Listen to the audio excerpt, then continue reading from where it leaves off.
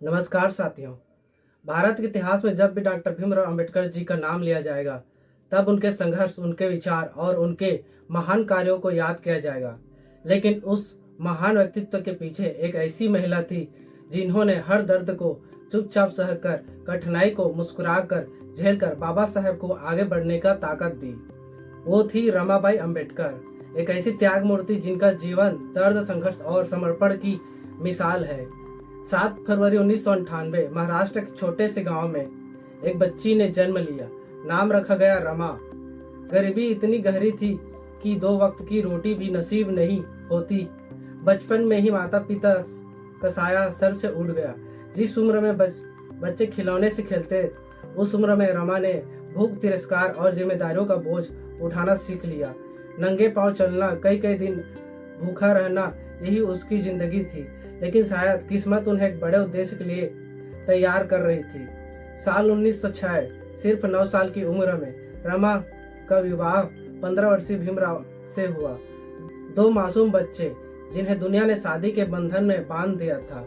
उस समय किसी ने नहीं सोचा था कि यही भीमराव आगे चलकर भारत का संविधान लिखेंगे और यही छोटी सी रमाबाई उनकी सबसे बड़ी ताकत बनेगी।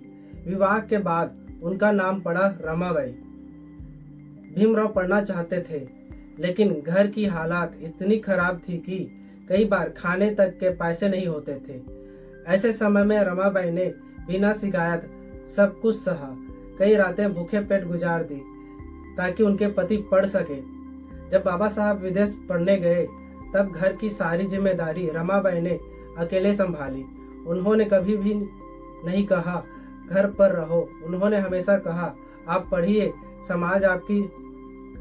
समाज को आपकी जरूरत है। यही 2 शब्द थे जिन्होंने बाबा साहेब को दुनिया की सबसे ऊंची शिक्षा पाने का हौसला दिया। रमाबाई ने 5 बच्चों को जन्म दिया, लेकिन नियति इतनी कठोर थी कि उनमें से 4 बच्चे की मौत हो गई। एक माँ के लिए इससे बड़ा दुख क्या हो सकता है। लेकिन उन्होंने अपने आंसू छुपाए, क्योंकि उन्हें पता था कि अगर वो टूट गई तो बाबा साहब भी टूट जाएंगे। उन्होंने अपने दर्द को भीतर दफना दिया और बाबा साहब के सपनों को जिंदा रखा। जब बाबा साहब टूटने लगे, समाज का अपमान, जातिगत तिरस्कार, आर्थिक कठिनाई, कई बार बाबा साहब भीतर से टूट जाते थे। ऐसे हर पल में रमाबाई उनके साथ चट्टान बनकर खड़ी रही। वो ज्यादा पढ़ी लिखी नहीं थी, लेकिन जीवन की सबसे बड़ी समझ रखती थी। वो कहती थी, आपका संघर्ष सिर्फ आपका नहीं है, लाखों लोगों की उम्मीद है। यही शब्द बाबा साहब को फिर से खड़ा कर देता था। लगातार संघर्षों और अभावों ने रमाबाई के शरीर को कमजोर कर दिया। वो गंभीर रूप से बीमार रहने लगी, लेकिन उन्होंने कभी अपने दर्द की शिकायत नहीं की। 27 मई 1935 को वो दिन आया जब रमाबाई ने इस दुनिया को अलविदा कह दिया। बाबा साहब के लिए बहुत बड़ा आघात था। कहा जाता था कि उनकी मृत्यु पर बाबा साहब फुट फुट कर रोए थे। उन्होंने कहा था, आज मैंने अपनी सबसे बड़ी शक्ति खो दी।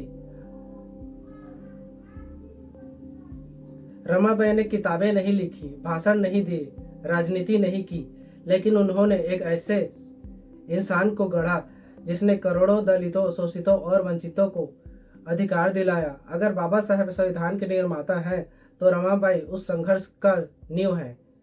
उनका त्याग इतिहास के हर पन्ने पर लिखा जाएगा।